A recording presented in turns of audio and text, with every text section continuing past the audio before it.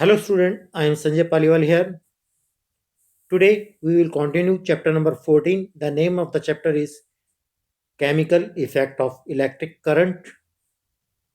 In my previous video, we learned about conductor, insulator, what are good conductor of electricity, what are poor conductor of electricity. Again I repeat, good conductors are those material which allow electricity to pass through them. They are called the good conductor, just like iron, copper, all the metals. And poor conductor are those material which does not pass the current through its own, और वो substance, वो material जो अपने अंदर से electric current को पास नहीं होने देते उन्हें हम पुअर कंडक्टर कहते हैं. For example rubber, would, paper, plastic. In this video, we already discussed how can we make liquid more conducting by adding salt and acids. Now, in this video, we will study about chemical effect of electric current. Chemical effects of electric current. In previous class, in class 7, we discussed about magnetic effect of electric current and heating effect of electric current. In this class, we discuss chemical effect of electric current. We have learned some effects of electric current, just like magnetic effect of electric current and heating effect of electric current. When effect does the current produce when it flows through a conducting solution? Let us find out. अब देखिए, किसी conducting solution के अंदर जब हम electric current को पास करते हैं तो उसमें क्या होता है. अब एक आपके सामने एक एक्टिविटी है. सबसे पहले हम इसको देखेंगे. इस डायग्राम को देखिए. इसमें एक बैटरी है. इस बैटरी को एक कनेक्टिंग वायर से 2 इलेक्ट्रोड से ज्वाइन कर रखा है. ये इलेक्ट्रोड कार्बन रॉड्स हैं जो आपके ड्राई सेल के अंदर होते हैं. सबसे पहले इसे सैंड पेपर से अच्छी तरह साफ किया गया है और उसकी मेटल कैप पर कनेक्टिंग वायर को लपेटा गया है. 2 कार्बन रॉड लिए और उसे वाटर के अंदर डाला गया. और ये बात ध्यान रखनी है कि इनका मेटल कैप पानी से थोड़ा ऊपर रहना चाहिए. जब हम इसमें से इलेक्ट्रिसिटी पास करते हैं तो थोड़ी देर में आपको कुछ बबल्स इसके अंदर से उठते हुए नजर आएंगे. ये किसकी वजह से हो रहा है? ये हो रहा है इलेक्ट्रिक करंट की वजह से. जब इलेक्ट्रिसिटी पास होती है किसी सॉल्यूशन में से तो उसमें एक केमिकल रिएक्शन होती है. इस केमिकल रिएक्शन को आप इजीली इसमें देख सकते हो. इन कार्बन रॉड्स को हम इलेक्ट्रोड्स बोलते हैं. क्या बोलेंगे? इलेक्ट्रोड्स. अब आते हैं, अब देखिए, carbon rods. You may take 2 iron nails about 6 centimetre. Carbon rod की जगह आप 6 सेंटीमीटर की नेल्स भी ले सकते हैं. नेल्स यानी कीले, जिसको आप जानते हो. अब एक बार ये सबसे पहले पढ़ेंगे. In 1800 a British chemist William Nicholas 1753 to 1815 had shown that if electrodes were immersed in water, जब इलेक्ट्रोड्स को पानी में डाला जाता है, एंड ए करंट वाज पास, जब उसमें से करंट पास किया जाएगा, the bubbles of oxygen and hydrogen were produced. तो उस पानी में ऑक्सीजन और हाइड्रोजन के बबल्स प्रोड्यूस होने शुरू हो जाते हैं. Oxygen bubbles form on the electrodes. Oxygen bubble जो है वो इलेक्ट्रोड्स पे देख सकते हैं, बनते हैं. Connected to the positive terminal of the battery. जो पॉजिटिव टर्मिनल है, जैसा कि मैं आपको डायग्राम में पहले दिखाया था, जो पॉजिटिव टर्मिनल है जो उससे कनेक्ट है, उस इलेक्ट्रोड में आपको ये ऑक्सीजन बबल्स फॉर्म होते हुए दिखाई देंगे. And hydrogen bubbles formed on the another electrode. और दूसरे इलेक्ट्रोड जो कि नेगेटिव टर्मिनल बैटरी से जुड़ा हुआ है, उस पे आप हाइड्रोजन बबल्स आसानी से देख सकते हो। That is a chemical effect of electric current. The passage of an electric current through the conducting solution causes a chemical reaction. जब इलेक्ट्रिक करंट को कंडक्टिंग सॉल्यूशन के अंदर से पास किया जाता है तो उसमें केमिकल रिएक्शन होती है। As a result bubbles of gas may be form on the electrodes. इसके परिणाम स्वरूप, इसके रिजल्ट में आपको गैस के बबल्स इलेक्ट्रोड से फॉर्म होते हुए, बनते हुए दिखाई देंगे। Deposit of metal may be seen on the electrodes. आपको इलेक्ट्रोड्स के ऊपर मेटल डिपॉजिट होता हुए वो अभी दिखाई देगा। Changes of colour of solution में अकर्स। कई बार उस केमिकल का, उस सॉल्यूशन का कलर भी चेंज हो जाता है। The reaction would depend on what the solution and the electrodes are used. ये जो केमिकल रिएक्शन है वो उस सॉल्यूशन के नेचर पे डिपेंड करता है और इलेक्ट्रोड्स के ऊपर डिपेंड करता है वो इलेक्ट्रोड्स किस टाइप के हैं। These are some of the chemical effects of electric current. ये कुछ इलेक्ट्रिक करंट्स के कुछ एग्जाम्पल्स हैं, कुछ इफेक्ट्स आपको बताए गए। एक ऐसा ही एक एक्सपेरिमेंट एक्टिविटी दिखा रखी है। जब किसी एक बैटरी को, आपने सामने दिखाई दे रहा है एक पोटैटो है, पोटैटो के अंदर दो कनेक्टिंग वायर को डिप किया गया है और जब इसमें से इलेक्ट्रिसिटी को पास करते हैं तो इसके अंदर भी एक रिएक्शन होती है। आपको जो पॉजिटिव टर्मिनल से वायर, कनेक्टिंग वायर है जो इस पोटैटो में दबाया गया है, उसके आसपास का कलर चेंज होता हुआ आपको दिखाई देगा। तो ये that is a chemical effect of electric current and that is due to the electricity. Now the next topic is electroplating. आपने बहुत बार ये वर्ड सुना होगा इलेक्ट्रोप्लेटिंग। मोस्टली मेटल के ऊपर, एक मेटल के ऊपर दूसरी मेटल की लेयर को डिपॉजिट करना, उस पर चढ़ाना, that is called the electroplating. एक आपके सामने एक्सपेरिमेंट है, उसे हम डिस्कस करेंगे, लेकिन इससे पहले हम इस पैराग्राफ को पढ़ते हैं। You know that A brand new bicycle has shiny handle bar and wheel RIMS. आपने देखा होगा जब आप कोई नई बाइसिकल परचेज करते हैं तो उसका हैंडल बार जो है वो बहुत ही शाइनी होता है, उसके व्हील रिम्स होते हैं बहुत ही शाइनी होते हैं। However if these are accidentally scratched, कई बार जब एक्सीडेंटली इन पे स्क्रैच पड़ जाते हैं, the shiny coating comes of. उसकी जो शाइनी कोटिंग है, जो शाइनिंग है वो खत्म हो जाती है, वो हट जाती है, revealing A not so shining surface beneath. और जो उसके नीचे का जो सरफेस होता है वो उतना शाइनी नहीं होता।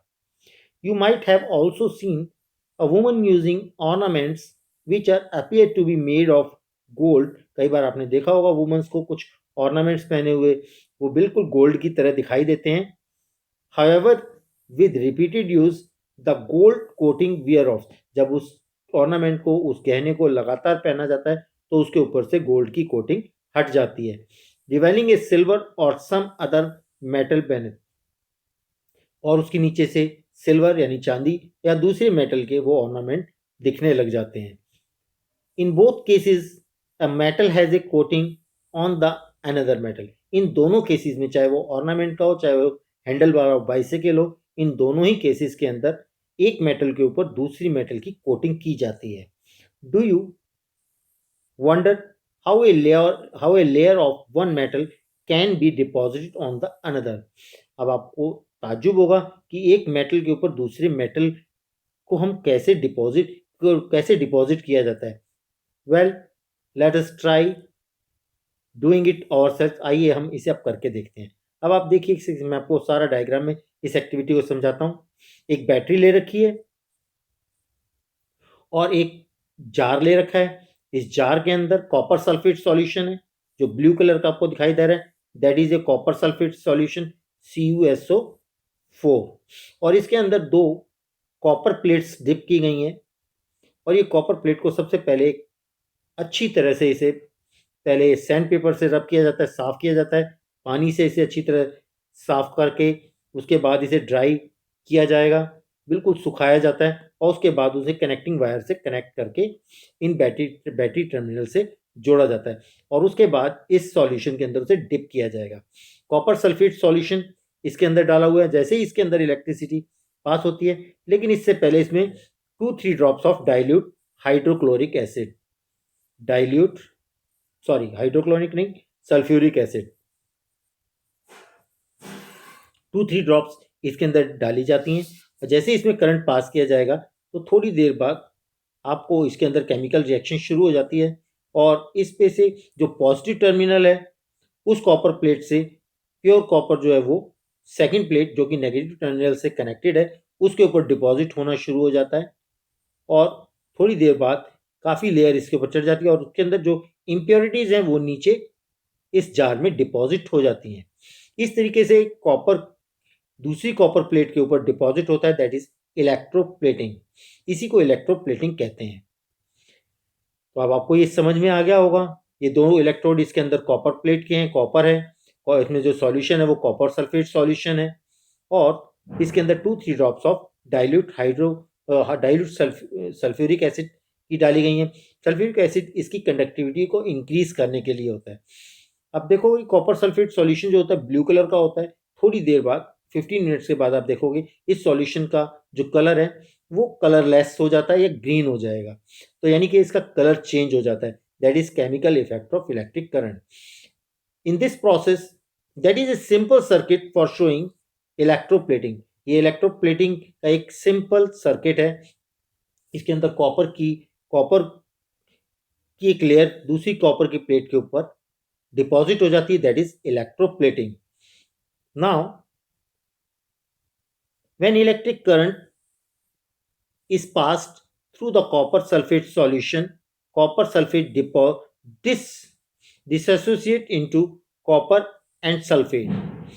इस प्रोसेस के अंदर कॉपर सल्फेट जो होता है वो डिसोसिएट हो जाता है, ब्रेक हो जाता है, कॉपर और सल्फेट दोनों में अलग अलग डिवाइड हो जाता है। The free copper gets drawn to the electrodes connected to the negative terminal of the battery. जो कॉपर है वो डिपॉजिट हो जाएगा नेगेटिव टर्मिनल से जो इलेक्ट्रोड कनेक्ट है उसके ऊपर, तो उसकी थोड़ी सी थिकनेस इंक्रीज हो जाएगी and get deposit on it, but about the loss of copper from the solution.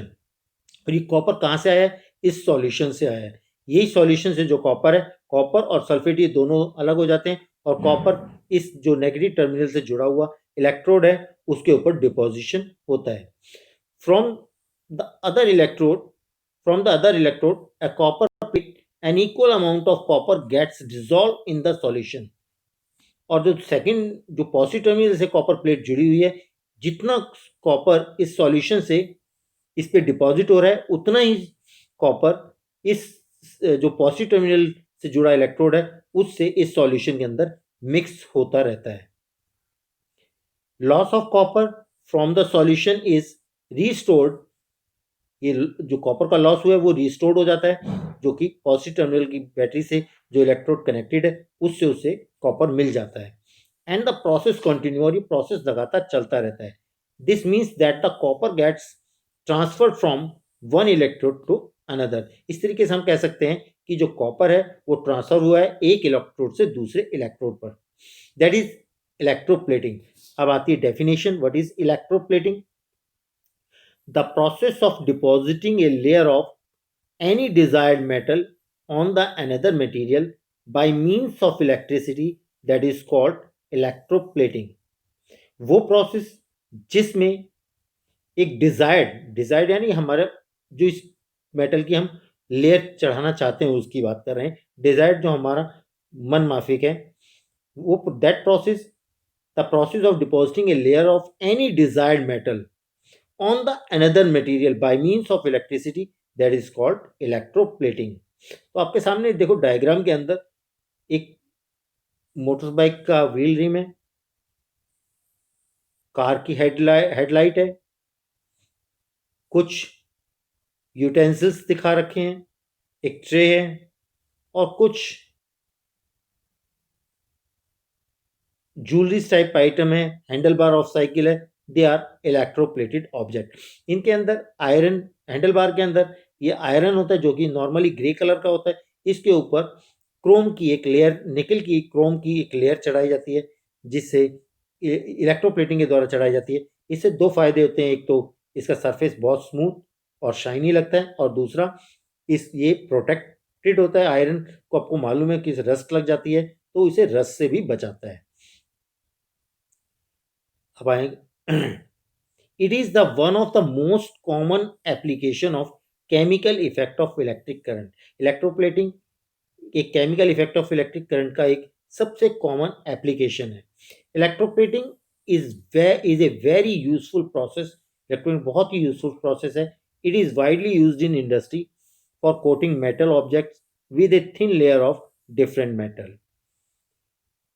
It is ये बहुत ज़्यादा इंडस्ट्री में यूज होता है कि एक मेटल के ऊपर दूसरे मेटल की बहुत पतली, बहुत ही थिन लेयर दूसरे मेटल की चढ़ाने के लिए। The layer of metal deposit has some desired property. जो भी मेटल की लेयर चढ़ाई जाती है उसमें कुछ खास प्रॉपर्टीज होती हैं which the metal of the objects lakhs, जो कि जिस चीज से कोई मटेरियल जिस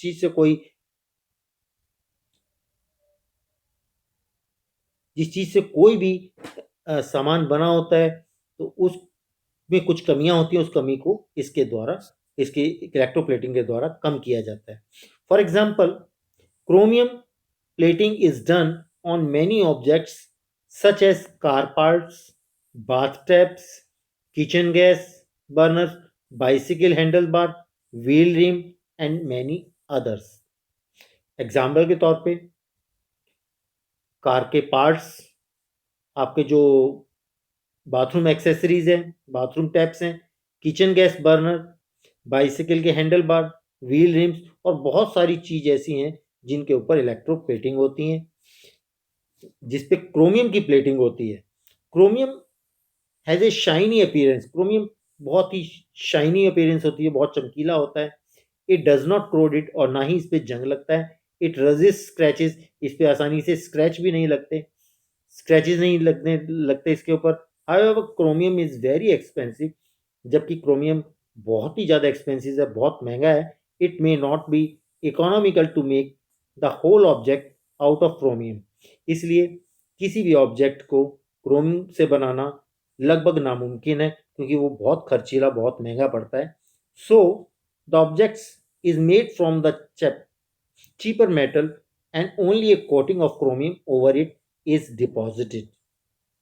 इसलिए जब भी कोई ऑब्जेक्ट बनाया जाता है वो किसी सस्ते मेटल से बना दिया जाता है और इसके ऊपर एक क्रोमियम की लेयर चढ़ा दी जाती है, जिससे उसमें अपीयरेंस तो क्रोम की आए लेकिन वो होगा मेटल का। आपकी कोई भी ऑब्जेक्ट काफ़ी सस्ता और क्रोमियम जैसी लुक का बन जाता है। Jewellery makers electroplate silver and gold on less expensive metals. जो ज्वेलर्स होते हैं, सुनार होते हैं, वो लेस एक्सपेंसिव मेटल जैसे एल्यूमिनियम है, कॉपर है, ब्रास है, इसके ऊपर सिल्वर और गोल्ड की कोटिंग कर देते हैं। These ornaments have the appearance of silver और gold but are much less expensive. ये देखने में तो बिल्कुल सोने और चांदी की तरह लगते हैं, लेकिन बहुत ही सस्ते होते हैं, काफ़ी कम एक्सपेंसिव होते हैं। इसके अलावा tin cans use for storing food are made by electroplating tin into iron. इसके अलावा टिन के केन आपने देखे होंगे आपके किचन के अंदर जो यूज होते हैं, जिसमें हम खाने को रखते हैं, फूड आइटम्स को रखते हैं, वो आयरन के बने होते हैं, लेकिन उसके ऊपर प्लेटिंग टिन की जाती है। Tin is less reactive than iron, और हमें मालूम है कि टिन जो है आयरन के मुकाबले कम रिएक्टिव है। दस food does not come in contact with iron, इसलिए खाना जो है आयरन के कॉन्टैक्ट में नहीं आ पाता और आपका जो फूड है वो प्रोटेक्टेड रहता है खराब होने से। इसलिए जितने भी फूड आइटम्स हैं उसे टिन प्लेटेड आयरन केन्स के अंदर रखा जाता है। Iron is used in bridges and automobile to provide strength. Iron का इस्तेमाल बड़े बड़े पुलों में, ब्रिजेस में, ऑटोमोबाइल्स में स्ट्रेंथ देने के लिए किया जाता है, क्योंकि ये सबसे मजबूत मेटल होता है। However iron tends to corrode and rust, जबकि आयरन पे रस्ट लग जाता है, क्रोड हो जाता है, खराब हो जाता है।